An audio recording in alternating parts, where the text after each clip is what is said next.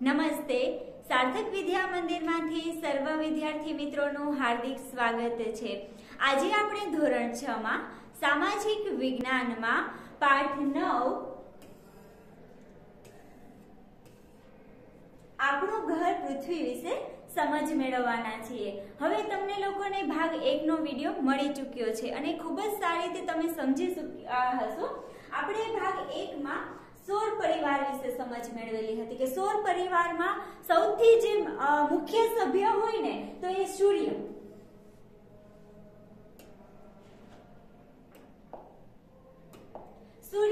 સૂર્ય વિશે આપણે સમજ મેળવી ચૂક્યા હતા કે સૂર્ય છે એ સ્વયં પ્રકાશિત તારો છે.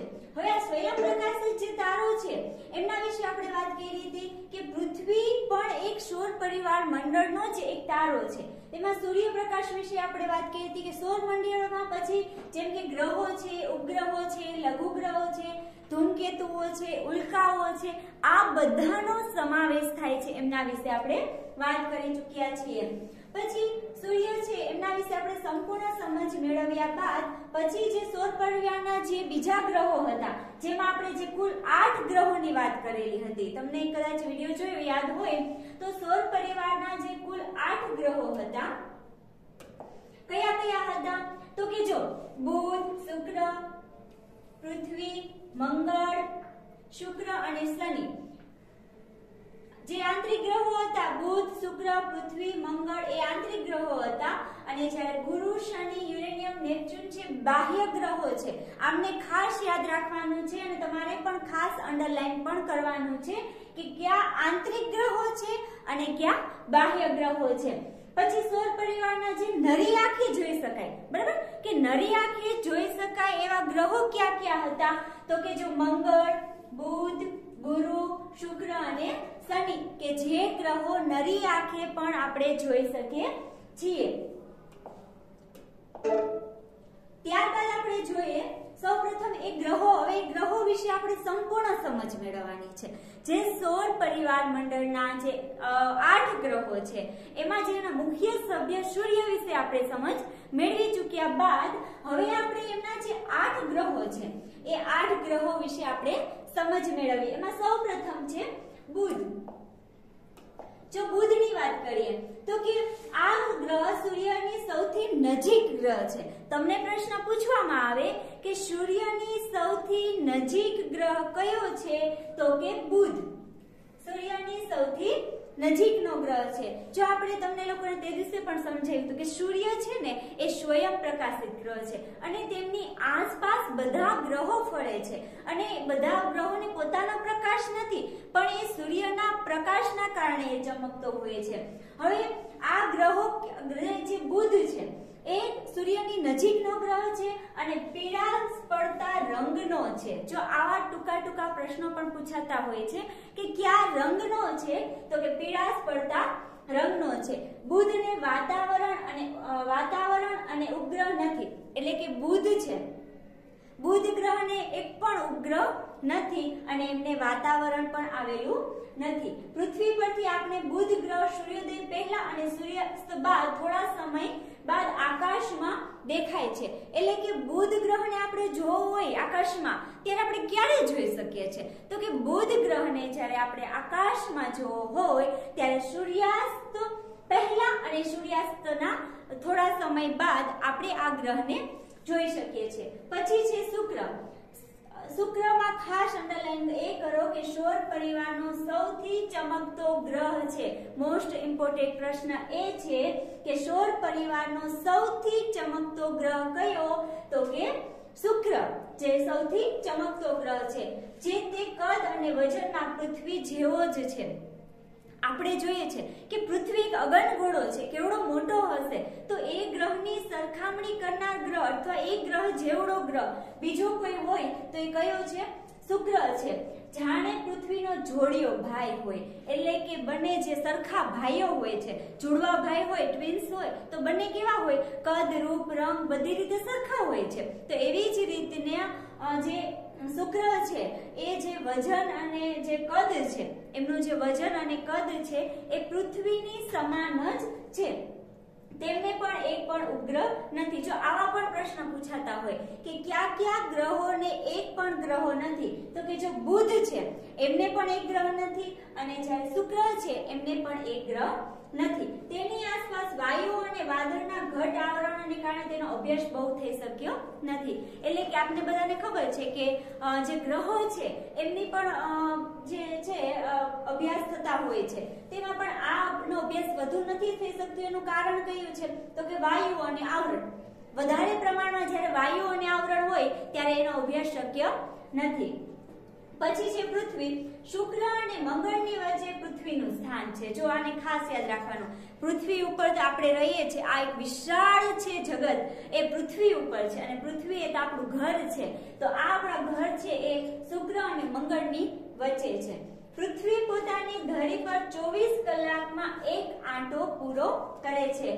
આ પણ ખાસ અંડરલાઈન કરો કે પૃથ્વી પોતાની ધરી ઉપર એક આંટો છે એ કેટલી કલાકમાં પૂર્ણ કરે છે, તો કે 24 કલાકની અંદર આ પૃથ્વી છે એ પોતાનો એક આંટો પૂરો કરે છે. જ્યારે સૂર્યની ફરતે લગભગ 365 દિવસમાં એક આંટો પૂરો કરે છે. આપણે એક વર્ષના દિવસો કેટલા હોય છે? 365 દિવસ હોય છે. એટલે કે એક દિવસમાં આંટો એ જે પોતાની ધરી ઉપર, ખાસ યાદ રાખો. જો હવે તમને લોકોને સમજ આપો તો કે આ પૃથ્વી છે, જો પૃથ્વી હોય તો આ સૂર્ય હોય, આ સૂર્ય છે. હવે સૂર્ય છે ને એની ફરતે પૃથ્વી ફરે છે. હવે આ પૃથ્વી છે તો પૃથ્વી પોતાની અહીંયા ધરી ઉપર જ ખાલી આંટો ફરી લે ને તો 24 કલાક થાય છે. પણ એ ફરતે સૂર્યની આંટે જો આંટો ફરે ને, આવી રીતના ફરતો સૂર્યની આંટો ફરી લઈને તો એને 365 દિવસ થાય છે. એટલે કે એક વર્ષમાં એ સૂર્યની ફરતે આંટો ફરે છે. અને જ્યારે 24 કલાકમાં શું કરે છે તો કે પૃથ્વી પોતાની ધરી ઉપર જ આંટો પૂરો કરે છે. પૃથ્વી પર દિવસ અને રાત અને ઋતુઓ જેવી ઘટનાઓ ફક્ત અહીં જોવા મળે છે. પૃથ્વીને એક ઉપગ્રહ છે અને એ છે ચંદ્ર. હવે જો કોઈ પણ એવો ગ્રહ નથી કે જ્યાં દિવસ અને રાત થાય છે. આ દિવસ રાત કેવી રીતના થાય છે એની સંપૂર્ણ સમજ છે આપણે પછી મેળવશું. અહીંયા પૃથ્વીને એક ઉપગ્રહ છે અને એનો ઉપગ્રહ છે ચંદ્ર. એને ખાસ યાદ રાખવાનું છે. ત્યારબાદ આપણે જોઈએ ચંદ્ર.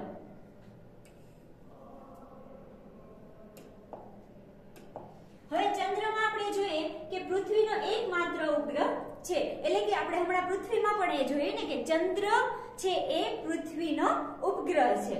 તો હવે આપણે એના વિશે જોઈએ તો કે તેને પૃથ્વીને ફરતો એક આંટો પૂરો કરતા તથા પોતાની ધરી ઉપર પણ એક આંટો પૂરો કરતા આશરે 29.5 દિવસ લાગે છે. આ પણ અંડરલાઈન ખાસ કરજો કે એને પૃથ્વીની ફરતે. હવે જો ચંદ્ર છે ને એ કોની આંટો ફરે છે? આપણે જો સમજ મેળવી હતી કે સૂર્ય છે ને સૂર્યની ફરતે પૃથ્વી આંટોમાં ફરે છે. એટલે કે આ પૃથ્વી છે તો એ શું કરશે? સૂર્યની ફરતે આંટો ફરશે. જ્યારે ચંદ્ર છે ને એ શું કરશે? આ ચંદ્ર છે તો એ ચંદ્ર શું કરે છે? એ પૃથ્વીની ફરતે આંટો ફરે છે. એટલે કે એને જે પૃથ્વી છે એની ફરતે આંટો ફરવો હોય ને તો એને કેટલો લાગે છે? તો કે એક આંટો પૂરો કરતા એને 29.5 દિવસ લાગે છે. ચંદ્ર પર વાતાવરણ નથી. ચંદ્ર ઉપર પાણી અને વાતાવરણ ન હોવાથી તેની ઉપર જીવન નથી. હવે જો માણસની અથવા તો જીવન શક્ય, જીવન બચાવી રાખવા માટે જો કોઈ જરૂરી હોય ને તો એ પાણીની જરૂરિયાત છે. જો પાણી જ ન હોય તો શું થાય? તો કે એ ત્યાં જીવન શક્ય નથી. અને ચંદ્ર પર જીવન શક્ય ન હોવાના કારણે ત્યાં પાણી ન હોવાના કારણે ત્યાં જીવન શક્ય નથી. ચંદ્રને સૂર્ય પ્રકાશિત કરે છે. હવે આપણે જોઈએ કે રાતનો સમય હોય ત્યારે ઘણી ચંદ્ર છે આપણે ચમકતો જોવા મળે છે. પણ એ ચમકતો શા માટે જોવા મળે છે? તો કે સૂર્ય પ્રકાશિત કરે છે. સૂર્યના પ્રકાશનના કારણે છે એ ત્યાં ચમકે છે. અને ખાસ એ બીજું કે આપણે જ્યારે આગળના વિડીયોમાં જોયું કે સૂર્ય છે ને એ સ્વયં પ્રકાશિત તારો છે. હવે સૂર્ય સ્વયં પ્રકાશિત તારો છે પણ બીજા ગ્રહો છે એ પ્રકાશિત તારાઓ નથી, પણ સૂર્યના પ્રકાશના કારણે એ ચમકે છે. જ્યારે ચંદ્ર છે ને એ પણ સૂર્યના પ્રકાશના કારણે ચમકે છે। ચંદ્રની સપાટી ઉપર ઉલ્કાપાત થતા હોવાથી તેની ઉપર ખૂબ મોટા ખાડાઓ પડી ગયા છે। હવે વધારે પ્રમાણમાં ઉલ્કાપાત થતું હોય છે, ઉલ્કાઓ પડતી હોય છે, તો એ શું હોય છે, નાના નાના પથ્થરો સ્વરૂપે પડે છે। તો ઉલ્કાપાત થાય એટલે કે ત્યાં ખાડાઓ વધારે પડી જતા હોય છે। અહીં મૃત જ્વાળામુખી આવેલા છે, એ ખાસ અંડરલાઈન કરો કે મૃત જ્વાળામુખી કયા ગ્રહ પર આવેલા છે, તો કે ચંદ્ર પર મૃત જ્વાળામુખીઓ આવેલા છે। ત્યારબાદ આપણે જોઈએ મંગળ। હવે મંગળ વિશે આપણે વાત કરીએ કે લાલ રંગનો સુંદર ચમકતો ગ્રહ છે, એમાં ખાસ અંડરલાઈન કરો કે લાલ રંગનો સુંદર ચમકતો ગ્રહ કયો છે, તો કે મંગળ છે, એ લાલ રંગનો સુંદર ચમકતો ગ્રહ છે। મંગળને આછું વાતાવરણ છે, એટલે કે હવે આપણે ન્યૂઝમાં સાંભળતા હોય છે અથવા તો ઘણી વખત આપણે એવું જોવા મળે છે કે મંગળ ઉપર જીવન છે ભવિષ્યમાં શક્ય છે। તો એ શા માટે જીવન શક્ય છે, તો કે વાતાવરણના કારણે વાયુ જે વાતાવરણ છે મળી રહે, પાણી મળી રહે, તો જીવન ત્યાં શક્ય છે। મંગળ ઉપર ઋતુઓ પ્રમાણે પૃથ્વી કરતા વધુ ઠંડી અને ગરમી પડે છે, એટલે કે જે ઋતુઓ પ્રમાણે હવે આપણે 3 ઋતુઓ છે કે શિયાળો, ઉનાળો અને ચોમાસું। તો અત્યારે ઉનાળો હોય તો ઉનાળામાં શું થતું હોય, ગરમી થતી હોય, ચોમાસું હોય ત્યારે વરસાદ થતો હોય, શિયાળાનો ભાગ હોય તો વધારે પડતી ઠંડી થતી હોય। તો આ ઋતુઓ પ્રમાણે ગરમી ઠંડીમાં પરિવર્તન આવતું હોય છે।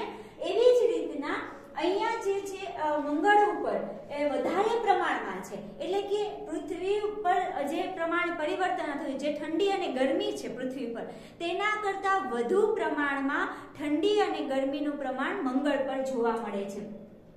વૈજ્ઞાનિકો મંગળ પર જીવસૃષ્ટિ વિકસાવવાના પ્રયત્નો કરી રહ્યા છે, જે આપણે વારંવાર સાંભળતા હોય છે। નાસા દ્વારા એવા ઘણા પ્રયત્નો ચાલુ છે અત્યારે કે મંગળ ઉપર જીવન શક્ય થઈ શકે, એટલે કે ભવિષ્યમાં ત્યાં જે પૃથ્વી પર જીવન શક્ય છે એવી રીતના મંગળ પર શક્ય થઈ શકે। ત્યારબાદ આવે છે ગુરુ। ગુરુ આછો પીળાશ પડતો સફેદ ગ્રહની છે। હવે એમાં ખાસ કેવા રંગનો છે, એ ગુરુની આસપાસ વાયુઓનું વાતાવરણ છે। જો આમાં પણ અંડરલાઈન કરજો કે કેવું વાતાવરણ છે, ક્યાં ગુરુની આસપાસ કેવું વાતાવરણ છે, તો કે વાયુઓનું વાતાવરણ છે। આ ગ્રહ ખૂબ ઠંડો હશે એવું મનાય છે, એટલે કે અમુક ગ્રહ છે વધારે પડતા ગરમ છે, વધુ ઠંડી ગરમી, જેમ કે આપણે અહીંયા મંગળમાં જોઈએ, તો એવી રીતના જે ગુરુ છે, ગુરુમાં એવું માનવામાં આવે છે કે ગુરુ ગ્રહ છે એ વધારે પડતો ઠંડો હશે। તે સૌર મંડળનો સૌથી નાનામાં નાનો ગ્રહ, ખાસ અંડરલાઈન કરજો કે સૌર મંડળના જે 8 ગ્રહો છે એ 8 ગ્રહોમાં સૌથી નાનો ગ્રહ તો કે ગુરુ। ગુરુને 69 ઉપગ્રહો છે। જો સૌથી વધારે અત્યાર સુધી જે આપણે જે ગ્રહ જોયા એમાં પૃથ્વી એક એવી છે, એક ગ્રહ છે કે જેને ચંદ્ર છે એ પોતાનો ઉપગ્રહ છે, જ્યારે ગુરુ છે એને 79 જેટલા ઉપગ્રહો આવેલા છે। ખાસ અંડરલાઈન કરો કે ગુરુ છે એને કેટલા ઉપગ્રહો આવેલા છે।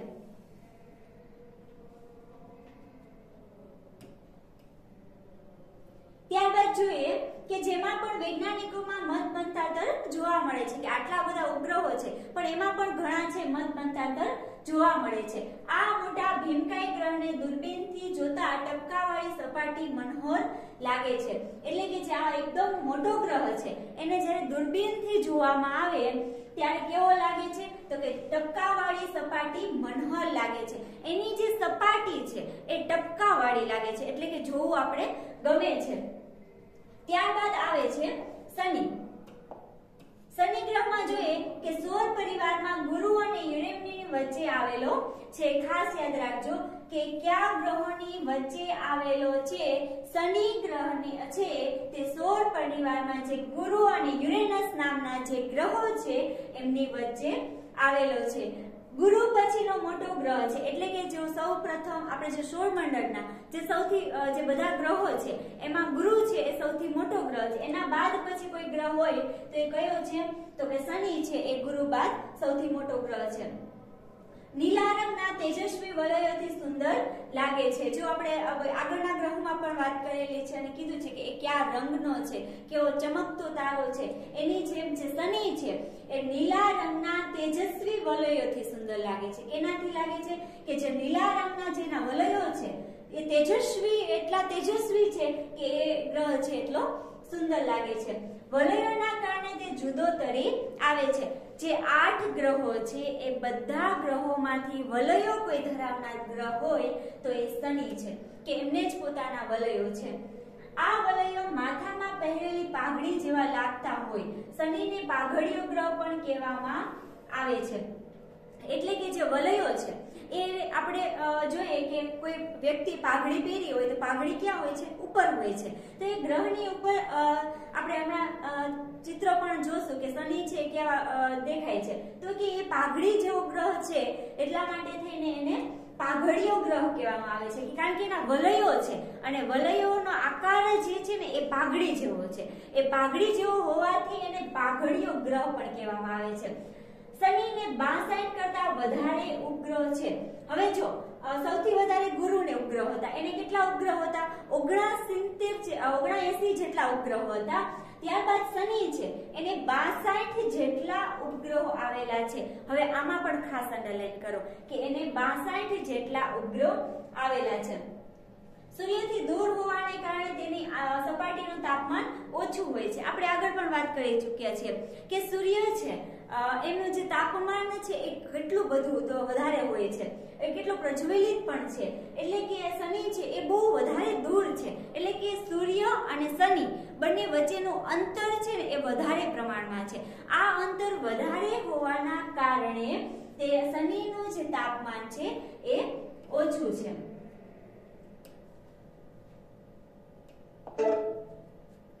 ત્યારબાદ આવે છે યુરેનસ। યુરેનસ નામનો ગ્રહની વાત કરીએ કે પૃથ્વીથી એટલો દૂર છે કે તે સામાન્ય દૂરબીનથી દેખાતો નથી। એટલે કે પૃથ્વીથી એટલો બધો દૂર છે કે સામાન્ય રીતે પણ આપણે એને દૂરબીનથી જોવો હોય તો પણ જોઈ શકાય નહીં। ત્યાં સૂર્યનું તેજ પણ આછી ચાંદની જેવું લાગે છે। હવે જો સૂર્યથી વધારે પ્રમાણમાં દૂર હોય તો એમનો પ્રકાશ છે ત્યાં સુધી પહોંચી ન શકે, એટલા માટે તેનું તેજ છે ખાલી ચાંદનીનું જે તેજ હોય, જે આછું તેજ હોય છે એવું તેજ દેખાય છે।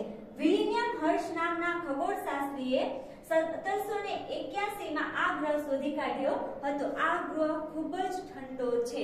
ખાસ અંડરલાઈન કરો કે આ ગ્રહ છે એ કોણે શોધી કાઢ્યો હતો અને કઈ સાલમાં? તો કે 1781 માં જે ખગોળશાસ્ત્રી હતા હર્શલ, વિલિયમ હર્શલ નામના જે વ્યક્તિ હતા એણે આ ગ્રહ શોધી કાઢ્યો હતો।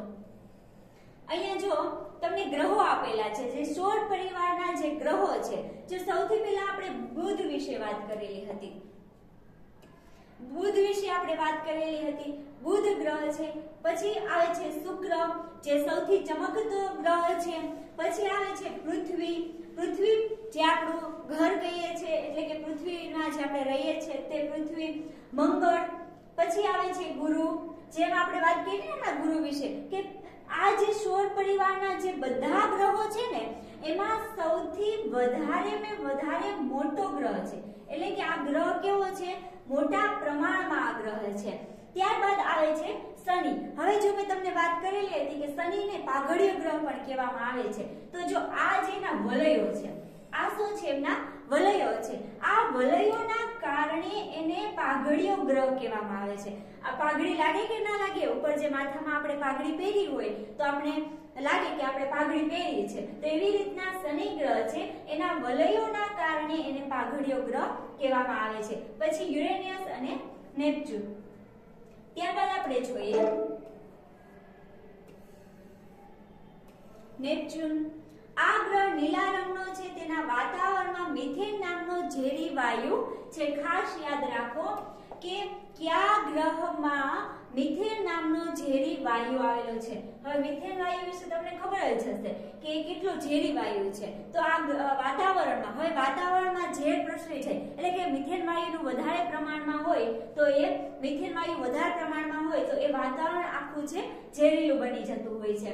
આ ગ્રહ પર પૃથ્વીની જેમ ઋતુ પરિવર્તન થતું જોવા મળે છે, એટલે કે ઋતુ પરિવર્તન. આપણે જે ઋતુ પરિવર્તન પૃથ્વીમાં થાય છે એવી જ રીતના જે નેપચ્યુન છે એમાં પણ ઋતુ પરિવર્તન જોવા મળે છે.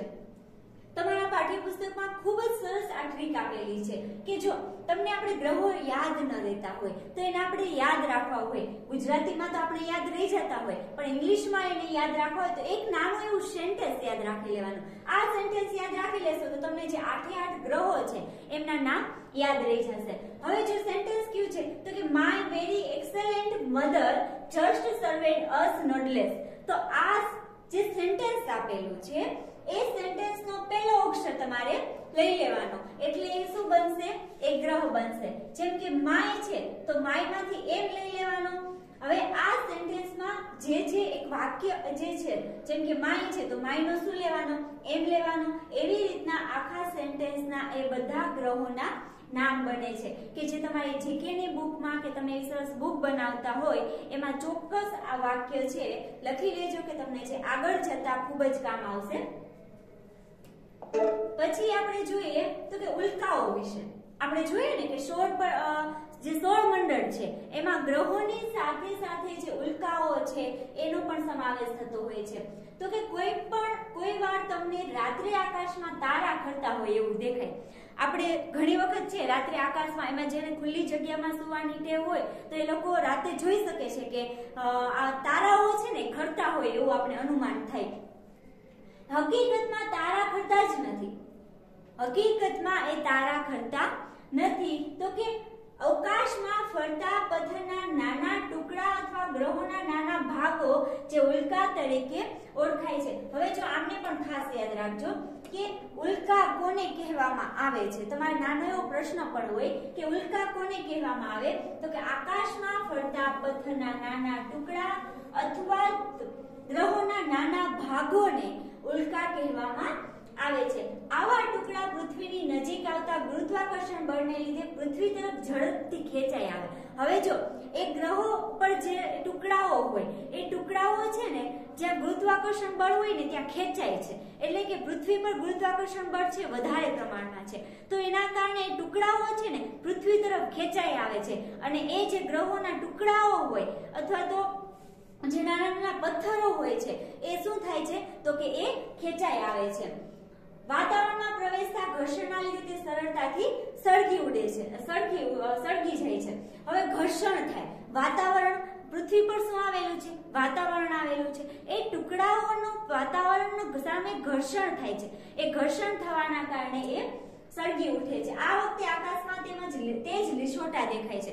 આપણે તારાઓ ખરતા હોય ને તો ઉપરથી જોઈએ કે એકદમ તેજ લીસોટો થયો હોય છે. એ લીસોટો ખરેખર કેના કારણે થયો હોય છે તો કે આ જે તારાઓ છે, એટલે કે પથ્થરો છે, ગ્રહોના ટુકડાઓ છે એ પૃથ્વીના ગુરુત્વાકર્ષણને કારણે ખેંચાઈ આવ્યા છે અને ત્યાં લીસોટાઓ થયા છે અને પૃથ્વી પર પડ્યા હોય છે, એટલા માટે થઈને દેખાય છે.